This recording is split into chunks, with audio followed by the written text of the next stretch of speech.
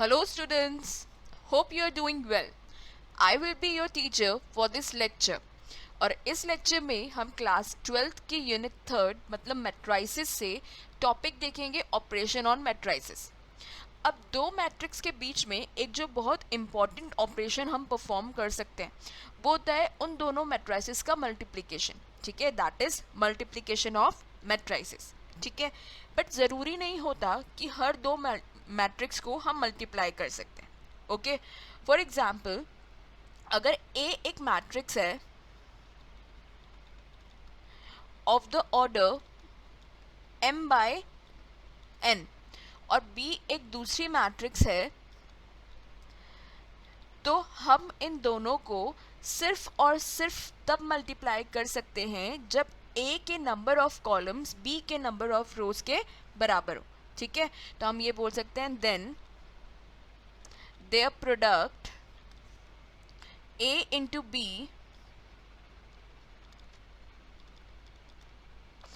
is defined only when number of columns in A is equal to number of rows in B।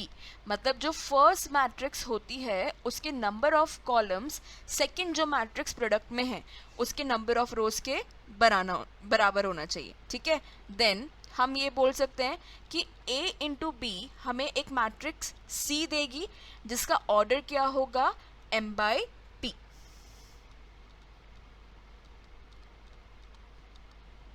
Okay, so their product will be matrix C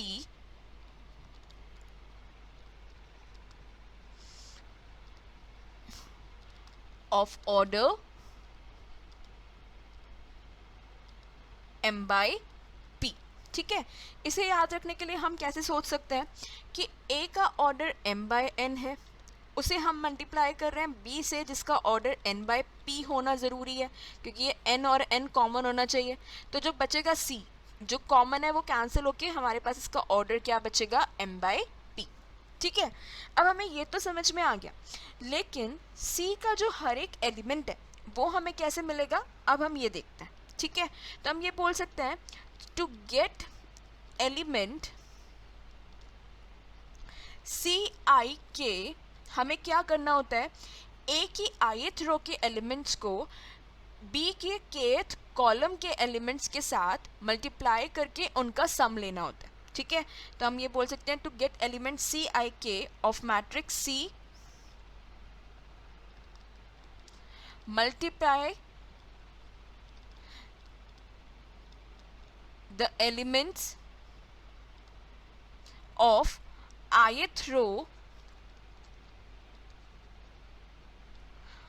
with of matrix A with kth column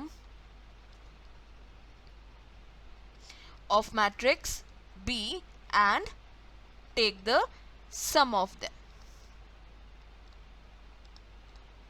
okay, for example अगर हम मान लेते हैं कि A की ith रो हमारे पास है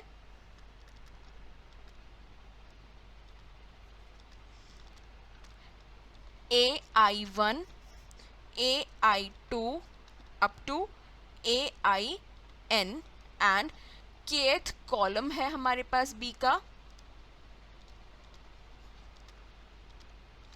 late it be B1K B2K up to BNK।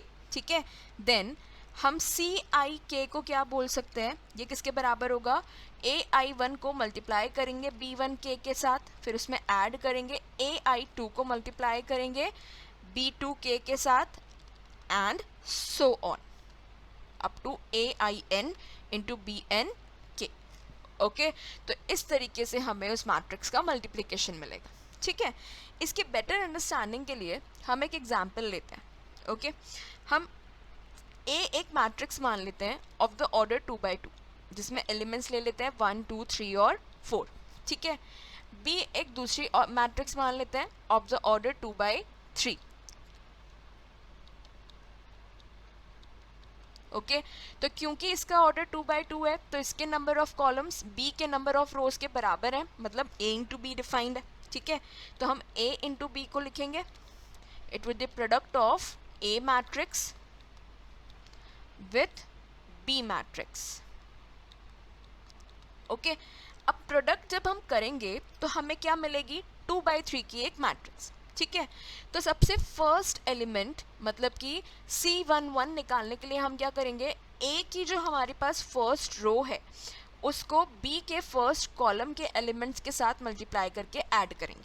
ठीक है, मतलब 1 को मल्टीप्लाई करेंगे 2 से, प्लस 3 को मल्टीप्लाई करेंगे 1 से, फिर फर्स्ट रो के साथ सेकेंड कॉलम अगले एलिमेंट के लिए, सो 1 को मल्टीप्लाई करेंगे 3 से, प्लस 3 को मल्टीप्लाई करेंगे 0 से, फिर C13 के लिए first row with third column, so 1 को 1 से, प्लस 3 को 1 से।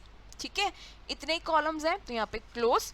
फिर C2 3 एलिमेंट होगा, C2 1 एलिमेंट होगा, मतलब second row with first column, so 2 into 2 plus 4 into 1, फिर second row with second column, so 2 into 3 plus 4 into 0, फिर second row with third column, 2 into 1 plus 4 into 1।